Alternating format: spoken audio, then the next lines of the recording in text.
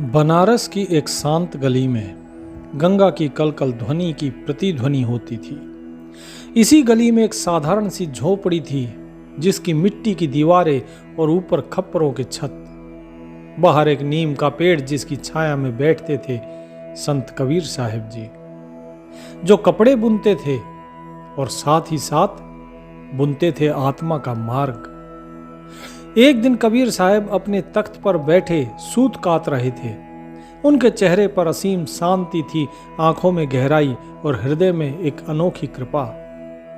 और उनका दोहा गूंज रहा था हवा में कि कबीरा खड़ा बाजार में, सबकी मांगे खैर, ना काहू से दोस्ती ना काहू से बैर।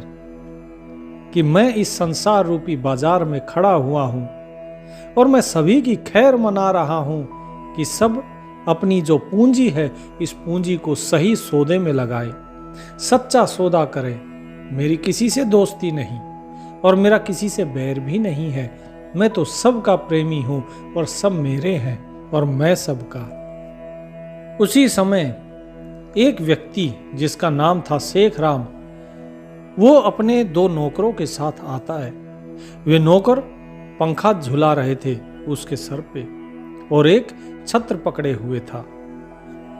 उसने कबीर साहब के बारे में बहुत सुना था, लेकिन वो एक युवा व्यापारी था और अपनी बुद्धि और वैभव के ऊपर उसे अत्यंत ही गर्व था। उसको ये लगता था कि कबीर ये एक साधु है जो बस अपने शब्दों की बाजीगरी करता है, इसे कुछ अनुभव ज्ञान नहीं है। तो अहंकार से आकर पूछा, बोले, ओ संत कबीर, मैं हूं शेख राम, बनारस का सबसे बड़ा रेशम व्यापारी। सुना है तेरे पास ज्ञान है, पर मैं देखने आया हूं असली है या दिखावा। कबीर साहब ने धीरे से मुस्कुराते हुए कहा कि स्वागत है शेख राम जी, पर ज्ञान लेने आए हो या मुझे परखने आए हो? तो इस पर शेख राम ने कहा कि मुझे देखना है कि तेरे शब्दों में क्या जादू है।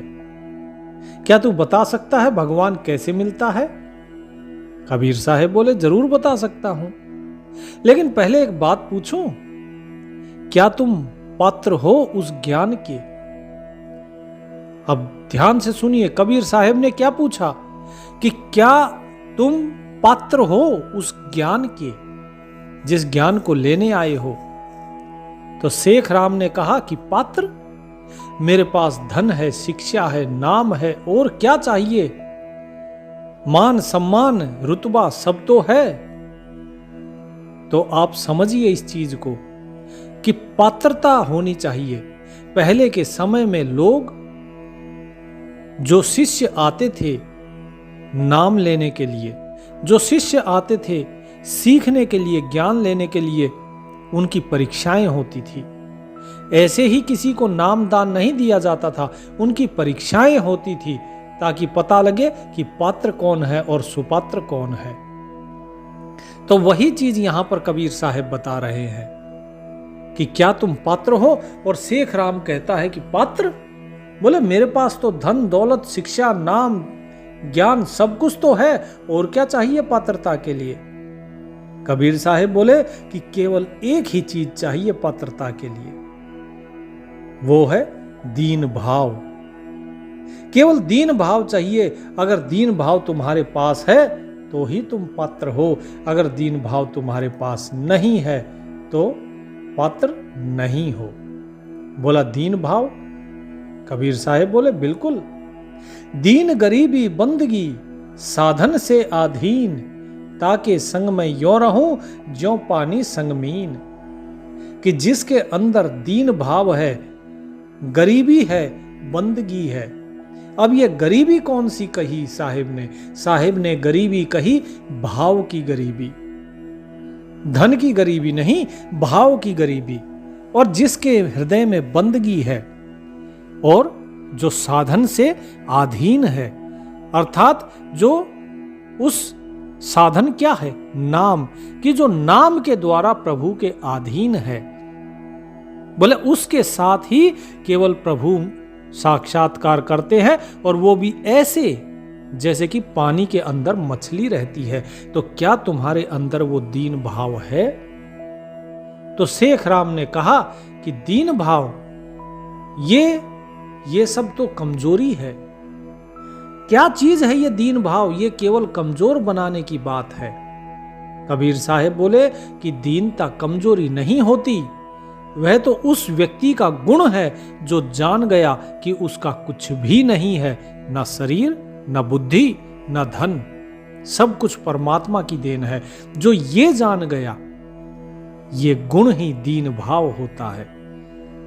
तो शेख राम ने कहा, तो क्या मैं दीन नहीं हूं? क्या मेरे अंदर दीन भाव नहीं है? कबीर साहब बोले कि तुम दीन तब कहलाओगे जब अपने भीतर की ऊंचाई को छोड़कर दूसरों की सेवा में लगोगे। जब तुम झुक सकोगे सच्चे भाव से, तभी तुम दीन भाव कहलाओगे, तुम्हारे अंदर दीन भाव रहेगा। शेख राम ने कहा कि मुझे ये झुकना नहीं आता, मैं हमेशा से ऊंचा रहा हूं, मुझे किस लिए झुकना है? कबीर साहब बोले कि चलो ठीक है, आओ दोनों एक यात्रा पर चलते हैं, उस यात्रा में शायद तुम झुकना सीख जाओ। तो वो बोला कि आज तो मुझे समय नहीं है, मैं कल आता हूं। कबीर साहब बोले ठीक है, लेकिन कल का समय अलग होगा, आज का समय अलग है। बोले ठीक है, कोई बात नहीं, लेकिन मैं कल आऊंगा, आज मैं बहुत व्यस्त हूं। शेख राम चला गया, लेकिन अगले दिन वो अपने किए हुए वादे के अनुसार सुबह सुबह आ गया और अगले दिन कबीर साहब और शेख राम जंगल की ओर निकले। कबीर साहब के पास बस एक लकड़ी की लाठी और एक कमंडल था और एक झोला था। शेख राम के पास थे चमचमाते हुए जूते, महंगे कपड़े और एक छोटा सा सेवक। जैसे जैसे यात्रा बढ़ती गई, धूल, कांटे, गर्मी और भूख ये शेख राम के अहंकार को धीरे धीरे चुनौती देने लगे। अब शेख राम को पसीना आने लगा। शेख राम ने कहा, यह कैसा मार्ग है? अरे मैं तो शहर का व्यक्ति हूं और आप मुझे यहां जंगल में लेकर आ गए। कबीर साहब बोले कि भगवान भी तो जंगल में ही मिलते हैं। जहां वहां मनुष्य का अभिमान पिघलता है, प्रभु भी वहीं मिलते हैं। बड़े बड़े सिद्धों को जंगल में ही तो दर्शन हुए हैं, इसीलिए तो वो जंगल में आके धुनी रमाते हैं इस संसार से दूर। तो आपको भी जंगल में ही मिलेंगे, आओ थोड़ा और आगे चलते हैं। धीरे धीरे चलते चलते दोपहर हो गई, सूरज सिर पर था और प्यास ने दोनों को व्याकुल कर दिया। अब वहां पर एक कुआं था। कबीर साहब उस कुएं के पास आते हैं और शेख राम से कहते हैं, आओ थोड़ी प्यास बुझा लो। शेख राम ने कहा, पर वहां तो मजदूर और साधारण लोग पीते हैं, मैं वहां से कैसे जल पी सकता हूं? कबीर साहब बोले, तो ठीक है, फिर तुम प्यासे ही रहो, जल तो वहीं ठहरता है जहां भूमि नीची हो। अब देखो, यहां पर अगर तुम्हें पीना है पानी तो ही तुम्हारी प्यास बुझेगी, अगर तुमने पानी नहीं पिया तो प्यास नहीं बुझेगी। लेकिन एक चीज को देखो, तुम इस चीज को ध्यान से देखो कि यह पानी ये कहां जा रहा है। यह पानी नीचे है, आप इस पानी को गिराओगे, ये पानी कहां जा रहा है? नीचे की तरफ जा रहा है, ये ऊपर नहीं जा रहा है। इसी प्रकार ज्ञान भी वहीं आता है जहां पर मन झुका हो। और तुम यदि झुकोगे नहीं तो ज्ञान कैसे प्राप्त करोगे? ज्ञान इस जल की तरह ही है, तो तुम्हें झुकना होगा। जब ये झुकना सीख जाओगे तभी तुम्हें समझ आएगा कि ज्ञान कैसे मिलेगा। तो पहले झुको, झुकोगे तो पानी पी पाओगे, झुकोगे तो तुम्हारी प्यास मिटेगी। अगर सीधे अकड़ के खड़े रहे तो प्यास नहीं मिटेगी, प्यासे के प्यासे ही रह जाओगे। ऊंचे पानी ना टिके, नीचे ही ठहराए, नीचा होए सो भर भर पीवे, ऊंचा प्यासा जाए। कि पानी तो नीचे ही टिकेगा। अब किसी भी पशु पक्षी को देख लो, चाहे वो ऊंट ही क्यों ना हुआ, चाहे वो हाथी ही क्यों ना हुआ, उसे झुकना ही होता है। ऊंट को अपनी गर्दन नीचे करनी ही होती है, तभी वो नदी से पानी पी सकता है, क्योंकि ये पानी की प्रवृत्ति है कि वो हमेशा नीचे ही ठहरता है, ऊपर नहीं। और जो ऊंचा अकड़ के चलता है वो तो प्यासा जाएगा। इसीलिए झुकना सीखो। नीचे नीचे सब तरह जेते बहुत अधीन, चढ़ बोहत अभिमान की बूढ़े ऊंच कुलीन। कि जितने भी नीचे रहे हैं, जो भी झुके हैं, वे सब तर गए, वो इस भवसागर से पार हो गए। और जो लोग अभिमान में ऊंचे रहे वो सब नष्ट हो गए, उन सब का कुल नष्ट हो गया। जो अहंकारी रहे, चाहे वो दुर्योधन हो, चाहे फिर वो रावण हो, चाहे वो कंस हो, चाहे हिरण्यकश्यप, जिसने भी अहंकार किया वो नष्ट हो गया। वो उस प्रभु को प्राप्त नहीं कर सकता। सबते लघुता ही भली, लघुता से सब होए, जस द्वितीया का चंद्रमा शीस नवे सब कोय। कि अगर लघुता रखोगे, अगर अपने अंदर छोटापन रखोगे, तो उससे सब कुछ प्राप्त हो सकता है। लेकिन जैसे दूज का चंद्रमा होता है, उसको देखो, हर कोई शीश नवाता है।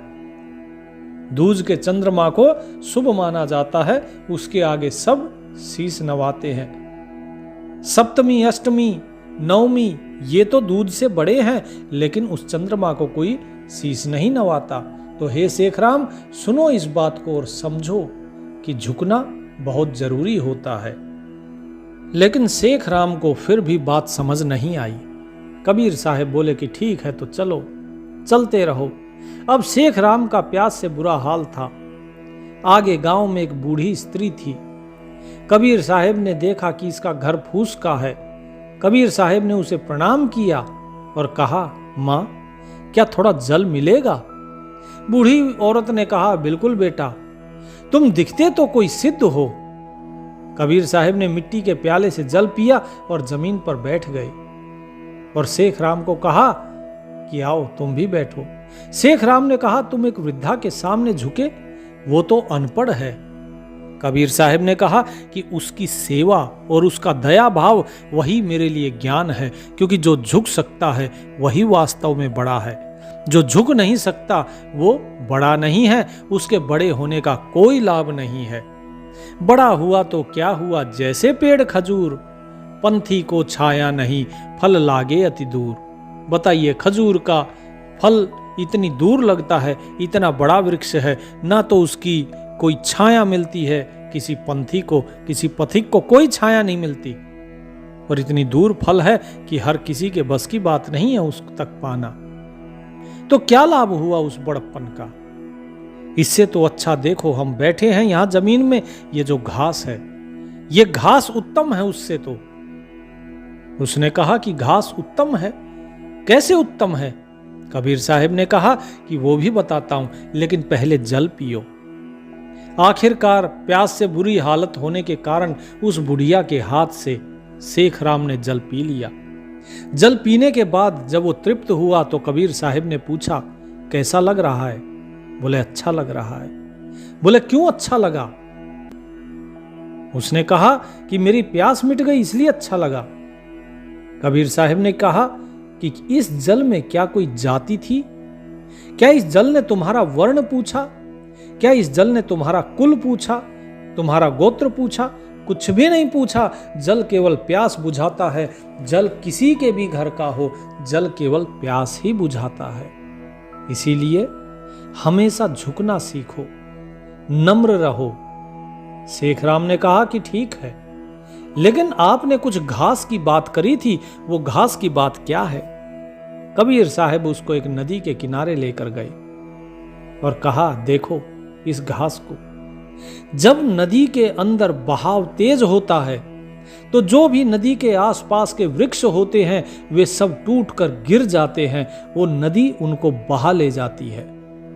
लेकिन ये जो घास है, ये घास फिर भी नदी के अंदर जमी रहती है। इतना तेज बहाव होते हुए भी ये घास नहीं उखड़ती। क्यों? क्योंकि ये नीची है, ये झुकी हुई है। आंधी तूफान आता है, इस जंगल में देखो कितने पेड़ हैं और कितने ही पेड़ तुम गिरे हुए देख रहे हो, ये सब आंधी तूफान में गिरे हैं। लेकिन जो घास है, ये घास नहीं गिरती है। क्यों? क्योंकि ये घास झुकी होती है। जब तेज हवा आती है तो ये झुक जाती है, और जो झुक जाता है उसका अहित नहीं होता, वो हमेशा रहता है। लेकिन जो झुक नहीं सकता वो वृक्ष उखड़ जाते हैं, टूट जाते हैं। तो इसी प्रकार तुम्हें भी अगर ज्ञान प्राप्त करना है तो झुकना सीखना होगा। जिस प्रकार पानी नीचे की तरफ गड्ढे की तरफ जाता है और नीचे की जमीन में रुकता है, इसी प्रकार जब तुम झुक जाओगे तो ज्ञान भी तुम्हारे अंदर रुक जाएगा, अन्यथा ज्ञान तुम्हारे अंदर नहीं रुक पाएगा। कबीर साहब ने कुछ दोहे उसको बताए और समझाया। दीन गरीबी बंदगी सबसे आदर भाव, कहे कबीर तेई बड़ा जामे बड़ा स्वभाव। कि जिस व्यक्ति के अंदर दीन भाव है, भाव की गरीबी है और बंदगी है, वही व्यक्ति जो है बड़ा है, जो सबके साथ आदर भाव से मिलता है और जिसका स्वभाव बहुत ही नम्र है, कोमल है, वही व्यक्ति बड़ा है, ना कि अहंकारी व्यक्ति। नहीं दीन नहीं दीनता, संत नहीं मेहमान, ता घर जम डेरा किया, जीवत भया मसान। कि शेखराम, जिसके हृदय में दीन भाव नहीं है, दीनता नहीं है, और जिसके घर में संत मेहमान नहीं बनते, जो संतों की आव भगत नहीं करता, ऐसे व्यक्ति के घर काल अपना डेरा जमा लेता है और उसका जीवन किसी शमशान के एक भूत के समान हो जाता है। कबीर नवे सो आपको, पर को नवे न कोय, घाल तराजू तोलिए नवे सो भारी होए। कि भाई तुम देखो इस चीज को कि अपने आप के लिए हर कोई झुकता है, लेकिन दूसरे के लिए कोई नहीं झुकता। जब तुम्हारा स्वार्थ होता है तो तुम झुकते हो।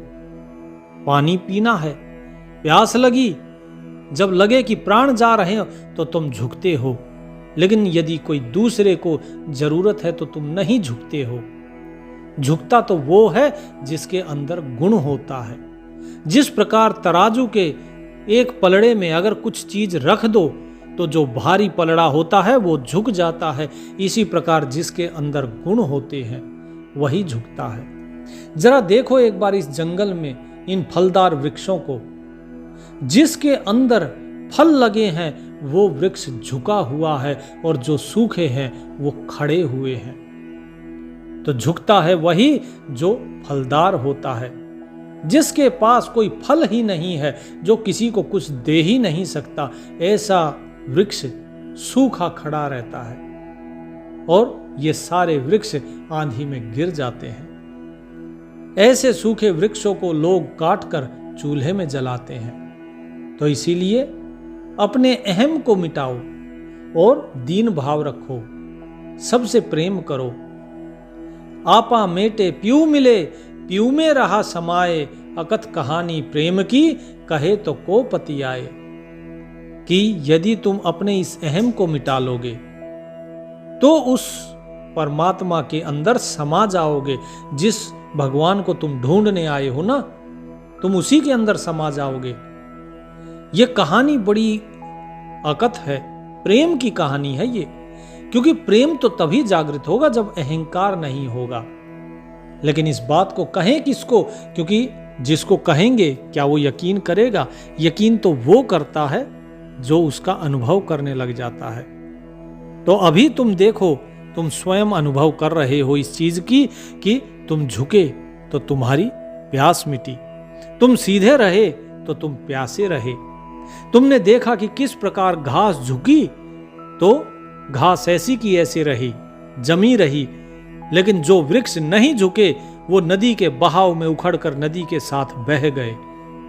जो आंधी में झुक गई घास वो बच गई, और जहां जो बड़े बड़े वृक्ष थे वो टूटकर गिर गए। क्योंकि झुकने से ही परमात्मा मिलता है, झुकने से ही दीन भाव आता है और झुकने से अहंकार का दमन होता है।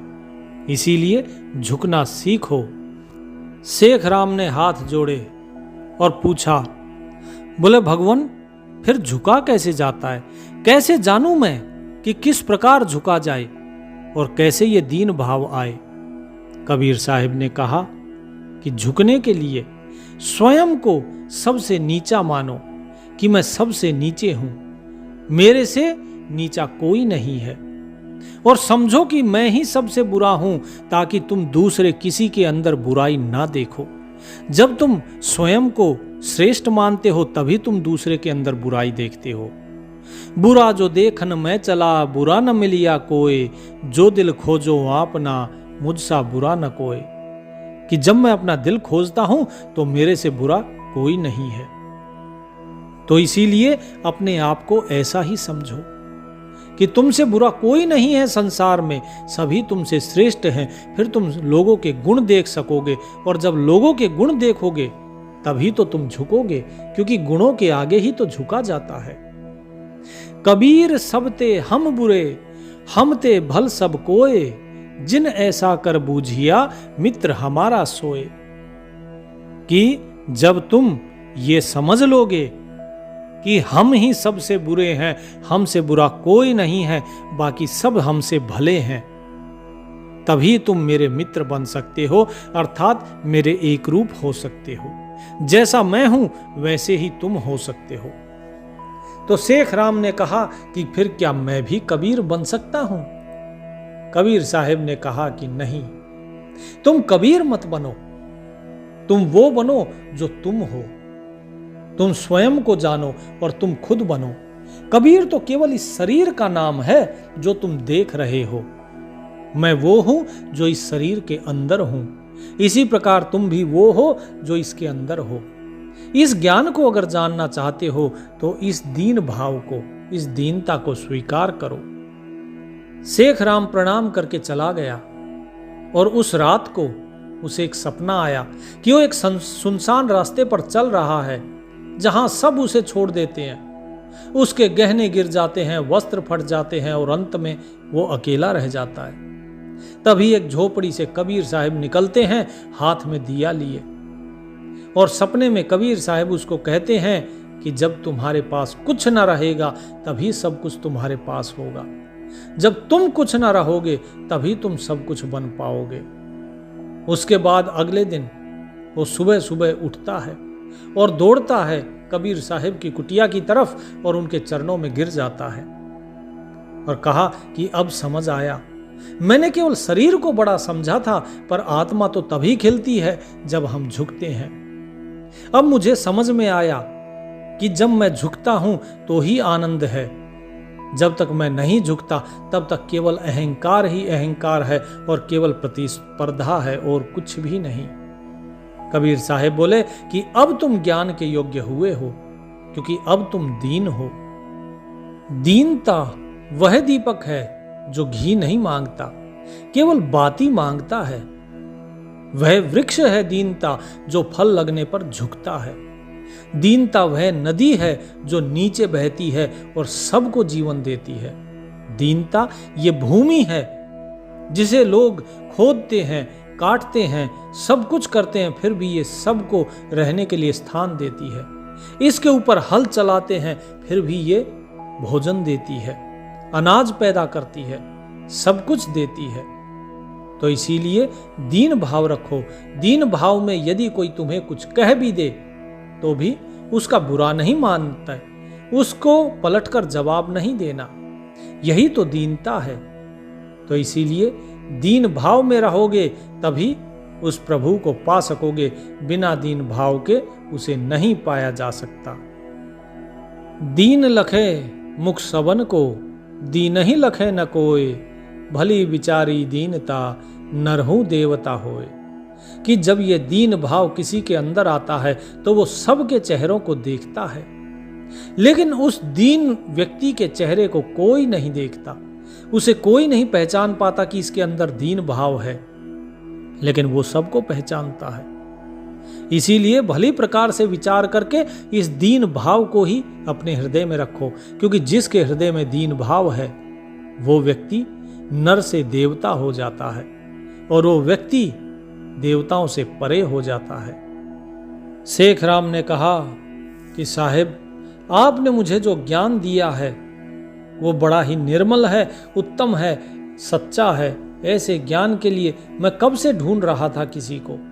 आपको मैं देखता था तो सोचता था आप केवल शब्दों की जादूगरी करते हो और कुछ नहीं, लेकिन आपके साथ रह के मैंने जो अनुभव किया वो अनुभव अमूल्य है।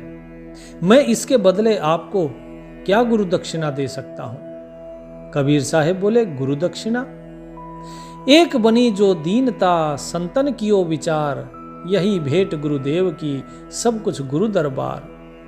कि भाई गुरु के दरबार में तो सब कुछ होता है, उसे क्या भेंट दोगे? केवल जो दीनता है इसे अपने भाव में समाहित कर लो, अपने हृदय के अंदर धारण कर लो। और यही संतों का सभी का विचार भी है कि जिसके हृदय में दीनता आ गई, समझो उसने गुरुदेव को गुरु दक्षिणा दे दी।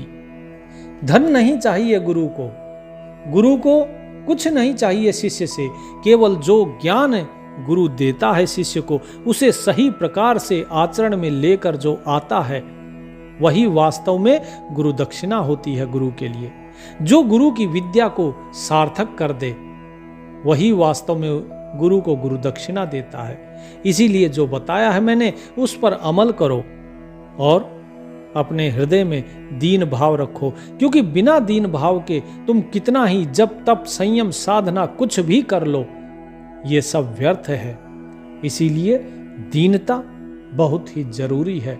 तो आप सभी भी इस दीन भाव को अपनाइए, क्योंकि जब तक दीन भाव नहीं आएगा, अहम भाव नहीं जाएगा।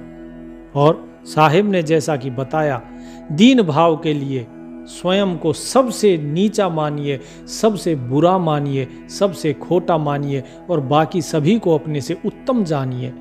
जब आप स्वयं को सबसे बुरा मानेंगे तो आप दूसरे को भला देखना शुरू कर देंगे, क्योंकि जब आप स्वयं ही सबसे बुरे हैं तो जाहिर सी बात है आप दूसरे को फिर ज्ञान नहीं दे सकते, आप केवल ज्ञान ग्रहण करेंगे। जिस प्रकार दुर्योधन और युधिष्ठिर को भेजा आचार्य द्रोण ने कि जाओ एक ऐसी चीज लेकर आओ जो सबसे खराब हो, जो किसी के काम की ना हो, तो दुर्योधन कई चीजें ऐसी लेकर आया जो किसी काम की नहीं थी। लेकिन युधिष्ठिर खाली हाथ आया। जब आचार्य द्रोण ने कहा कि तुम कुछ नहीं लाए, तुमने मेरी आज्ञा का उल्लंघन किया, तो युधिष्ठिर ने कहा कि नहीं गुरुदेव, मैंने आज्ञा का उल्लंघन नहीं किया, मुझे कोई ऐसी चीज ही नहीं मिली जो कि जिसका कोई लाभ ना हो, जिसका कोई उपयोग ना हो, सिवाय मेरे। मैंने देखा कि मेरे से ज्यादा बुरा व्यक्ति इस संसार में कोई है ही नहीं। मैं पाप करता हूं, मैं अधर्म करता हूं, मैं पापी हूं, मैं दूसरों को कष्ट पहुंचाता हूं। मैंने देखा कि कहीं पर किसी ने टट्टी की हुई थी पाखाना, मैं उसको लाना चाह रहा था, लेकिन एक सूअर आकर उसको भी खाकर चला गया कि वो उसका स्वादिष्ट प्रिय भोजन था। जरा सोचिए गुरुदेव कि जहां पर एक पखाना भी किसी के लिए स्वादिष्ट भोजन बन सकता है, वहां पर मैं स्वयं को जब रख के देखता हूं तो मुझे लगता है मेरे से बुरा इस संसार में और कोई नहीं है। तो इसीलिए मैं स्वयं को ही आपको समर्पित करने आया हूं। जब गुरु द्रोण ने यह बात सुनी तब उन्होंने कहा कि तुम वास्तव में धर्म के प्रतीक हो। हर एक व्यक्ति को अपने अंदर इसी प्रकार से देखना चाहिए कि मेरे से उत्तम ये सारा जगत है और मेरे से अधम कोई नहीं है। और यही कबीर साहिब का मंत्र है। तभी दीन भाव आएगा। जिसने अपने अहम को थोड़ी सी भी हवा दे दी, वो दीन भाव से परे हो जाता है। तो अपने अहम को अंदर ना आने दे और दीन भाव को अपने हृदय में स्थान दे, तभी कल्याण हो सकता है। सत साहिब।